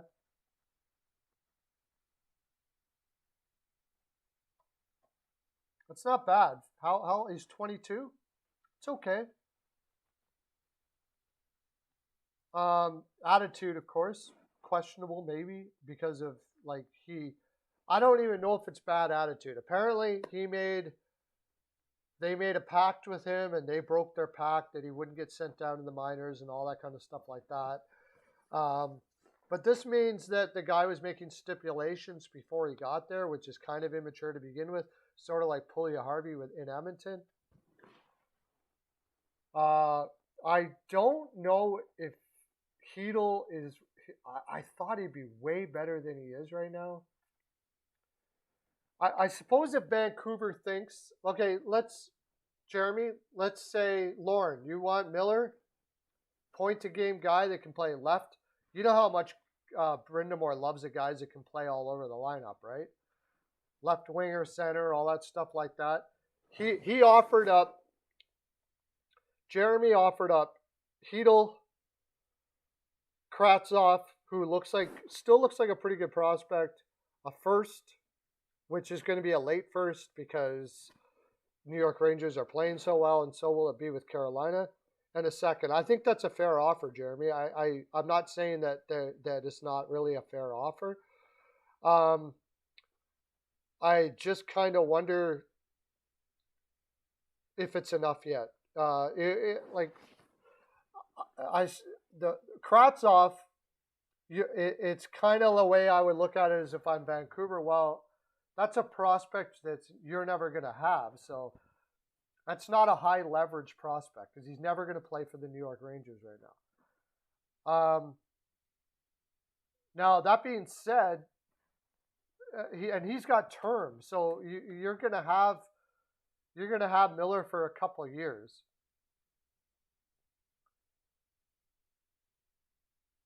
I may want more than that. And if I'm Vancouver, I'm not probably looking for forwards as much as I am defensemen.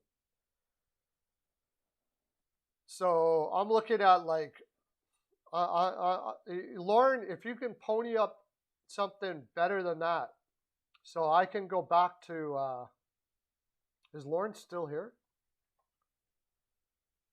Is Lauren here? Am I talking to somebody who's not even here or what? No, he's here. You gotta.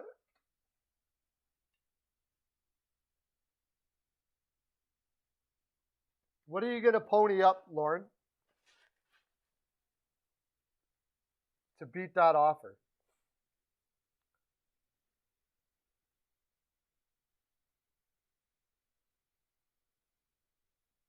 Well, I don't think the Rangers are going to want to take anybody off the roster if they don't have to, because if they're making this deal, it's sort of a go for it deal, but it's also a go for it later deal, and it's also a we're not signing Strome deal probably.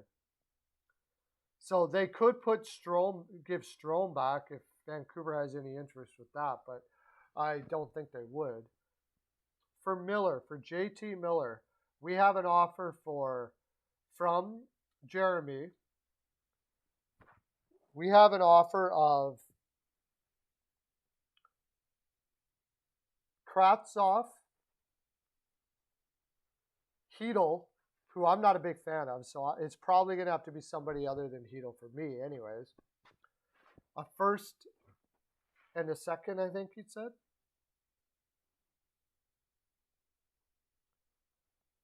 Kravtsov, Lundqvist might be pushing, maybe.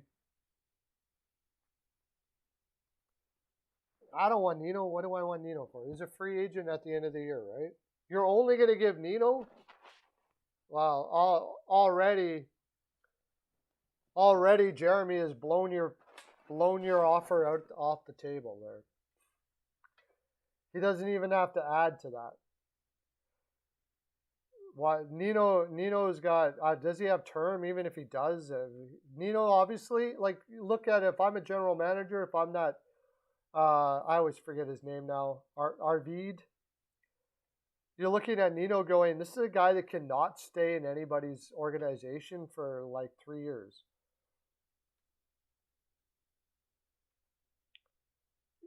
Yeah, he has. I'm not sold on Nino. He hasn't been able to stay in an organization for 3 years. He's on. This will be like his fourth team. He could be part of the package, maybe, but more than that. Hajin says Kravtsov, Lundqvist, and a first.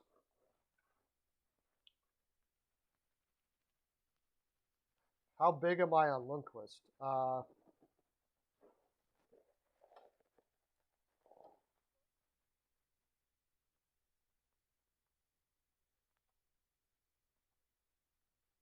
I think I want somebody with some more meat on that. How is their guys in the minors doing? You got Matthew Robertson's only 20. He's a big boy. Sherwood Park, Alberta. He's from Sherwood Park. Oh, he's not putting up any points in the AHL right now at all. Looks like pretty much a defensive defenseman, but a big, solid defensive defenseman.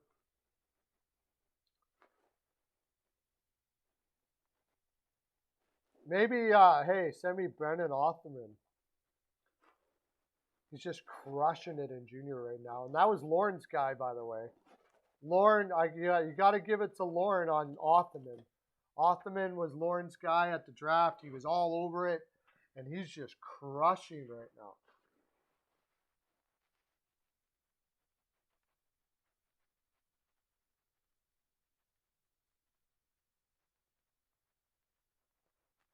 Yeah, I mean,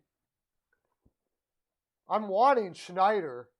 I'm wanting Schneider. You know that. That's what I'm wanting. I want Schneider is what I want.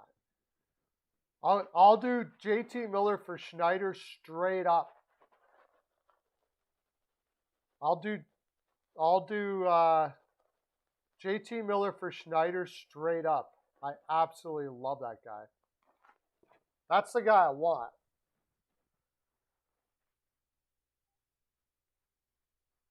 Yeah, you were all over that, and he is flying in junior. He is absolutely crushing it in junior right now. Yeah.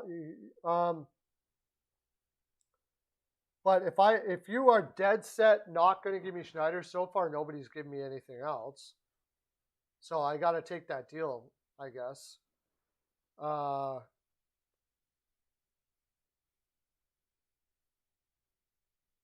Robertson, what else? And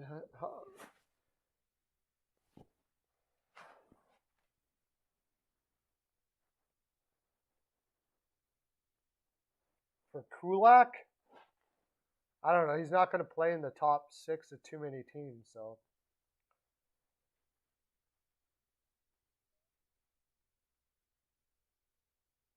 Oh, done. Done. Jeremy, you just got yourself a deal. You just got yourself a deal, Jeremy. I don't think the Rangers would do that because they want Lindgren for the playoffs. But if you can hold out to the offseason and they think Schneider is going to be as good as it is, that deal is done. Done. You got her. JT Miller. I don't think anybody's beaten that deal. Kravtsov, Lindgren in a first is, I'm all over that. Kravtsov, Schneider in a first, done.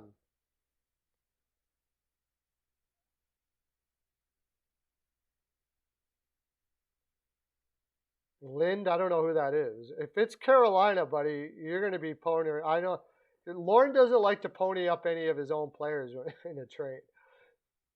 It's going to be, look at the deal that just happened with Jeremy Soled, who I obviously is a, like all of you guys are, a really good, smart hockey guy. That deal, you got to beat that deal. I don't know what Carolina is going to do to beat that deal. That Niskanen kid's going to have to be in there. Schneider, either one, the deal is done. Lindgren is done. I absolutely love Lindgren. Vancouver desperately needs a guy like that. Canes don't have a first. Who did they give their first to? Oh, right. Who did they give their first to? Kokaniemi. Right. So they're probably out of it unless they did their first next year. But we made a deal here, boys and girls. Woo! Pearlo dance. I haven't did a Pearlo dance in a long time. We just made a deal. I'm gonna do this here right now. I'm gonna do a short on that deal right now. I haven't been doing this.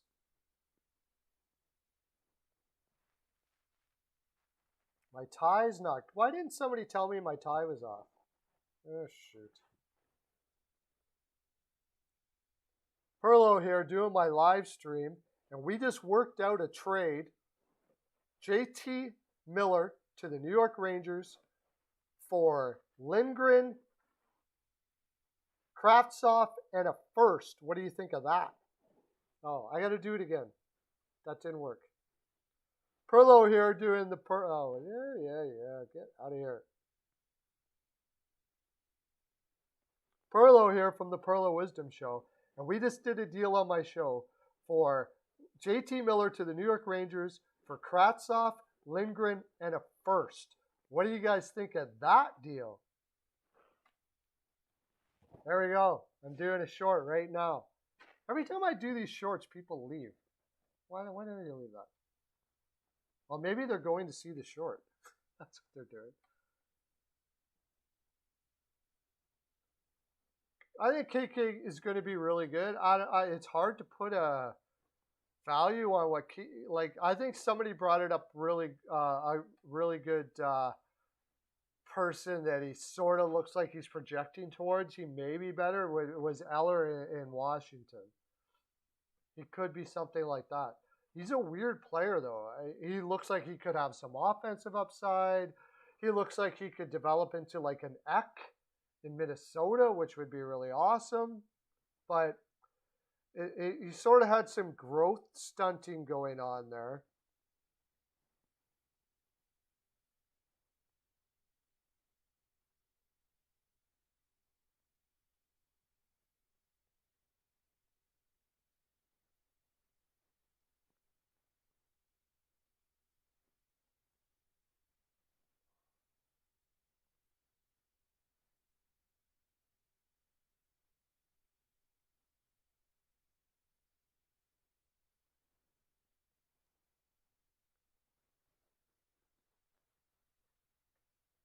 Yeah, he's big. I know that's going to be a big thing. I don't know if he plays as big as he needs to right now, but yeah, and that's the other thing you got to remember with Kokaniemi is he is growing into his body, and they never really gave him the opportunity to do that like they should have in Montreal.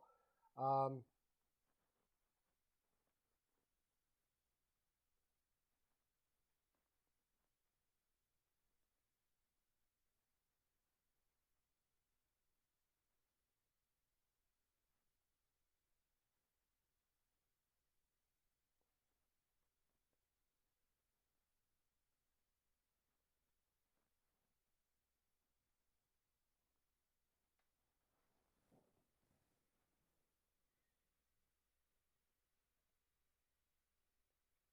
yeah, maybe.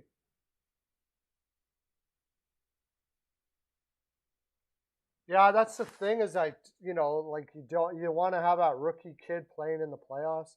If they're going to do that deal, I think, and that's the other thing is he used to play for the Rangers. Why did they trade him? There might be some things behind the scenes that made it so they wanted to trade him because it wasn't the best trade in the world when they gave it to Tampa Bay. Although they were talking about retooling, and they got Hayek back, who hasn't really panned out all that well. You can maybe throw Hayek in that deal as well. Um, oh yeah, Wayne Gretzky's birthday, right? Forgot about that. I think they. Oh man, I know they love Schneider, but I think Schneider would be the more likely one that they would do at this point right now. I think, but I don't know which one I like more. Schneider, of course, doesn't have the contract, so it's going to take a while.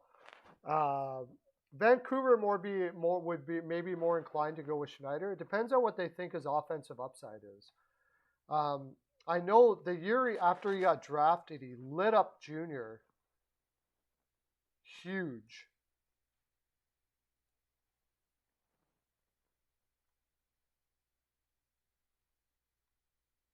And he's probably going to be a full timer next year, the way he's been progressing. Yeah, he's in the lineup now. He's had 1 goal in 6 games. He's from Prince Albert, Alberta, Alberta boy. He had 9. So yeah, he's looking like maybe like a Lindgren type guy. So he didn't have very much offense in the. I think ultimately they would like to have Schneider play a little more in the AHL, but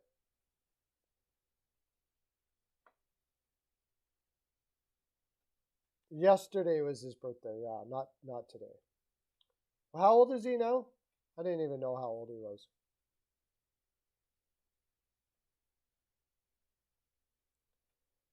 Yeah, that's the thing is that I'm pretty sure they if they're going to get JT Miller, they're somewhat going for it in the playoffs, somewhat, right? Um, so having a green kid like Schneider in the back end doesn't really help that situation too much. So I think that Schneider would be more than likely the guy that they're probably gonna, and I think it would be very difficult to take him out of their hands. It would be a difficult decision for them for sure. I think, which makes the trade a good trade. When it's like, that's when you know it's probably right about the value. Well, you think about it, if you had JT Miller in there,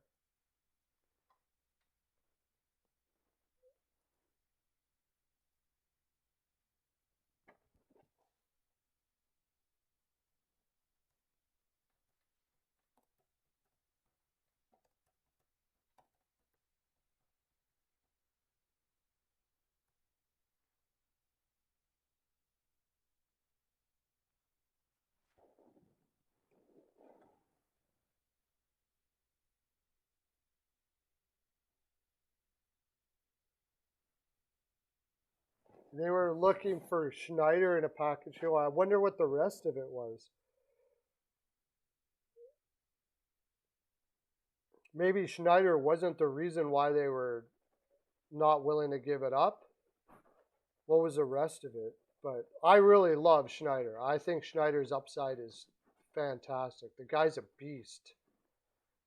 Like, okay, for Lindgren, he's just like I like him a lot. Like he's a Pellich or a guy like that every team needs all the time. Like I freaking love him. But Schneider is more beast like. Like what's Lindgren's? How big is Lindgren? He's more like he's more like a guy that's gonna eat your mother. You know what I mean? Like he has more hate in him than Lindgren does. He's a guy that everybody loves to have on their team. Lindgren is, and Schneider is a righty. That makes a difference too. That makes a difference too. See, he's 2 feet taller and 10 pounds heavier than Lindgren. But he's a righty. And who's going to take that left spot, right? Now you got Liebert, yeah. They do also have, they got Matthew Robertson coming up, but I don't know I don't think he's going to be ready for a bit. And he's huge too. Like their future on the D line is absolutely disgusting. And then, you got Brendan Otherman coming up. The Rangers are going to be something else in the next little while here.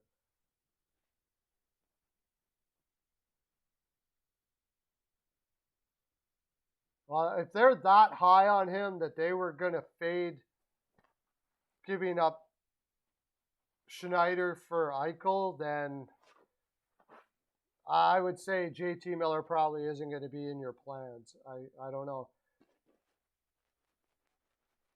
We'll have to discuss this further. You have to come back, Jeremy. We're going to look at I'm going to do a JT Miller trade video soon. Because I know Minnesota's in it. There's a couple teams in it. And we're going to see who is most likely can beat even your original deal. Maybe your original deal is good enough, depending on what other teams are going to be able to do that. I never even thought about Carolina, but I think he could be we'll take a look at what Carolina could offer up to counteract what you offered there.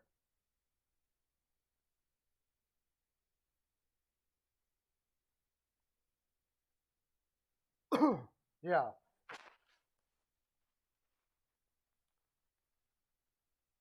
Yeah, a guy like JT Miller has now worked himself into being a number one. You have Zibanejad, Miller. I get the feeling that they're just not wanting to pay Strome what he's going to be looking for in the offseason. But they'll keep him. And, if somebody wants to give Strome an 8-year deal or something like that. They might be able to get a pick for him for the rights or something like that. They have Detroit has Nemeshnikov. Anyways, I gotta go, guys. I gotta go pick up my. I gotta pick up Caroline. This has been an awesome stream. It's been so much fun. I did a short. Oh, you know what? I did a short on my wrong channel. I'm gonna do it again. I'm gonna do another short again because I did it on my wrong channel. Oh, you subbed up. Thank you very much, Jeremy Solid. I do this from 1:30 to 3:30 daily, and or like 3 times a week. And I also do live streams. I might be on for a bit. Sub yourself up to Peyton on the radio.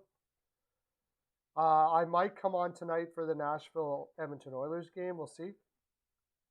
But until then, thanks for coming in, everybody. I gotta let you go. I'm gonna do the stream. I'm gonna do another short here because I did it on the wrong channel. And I'll talk to you later. Okay, bye.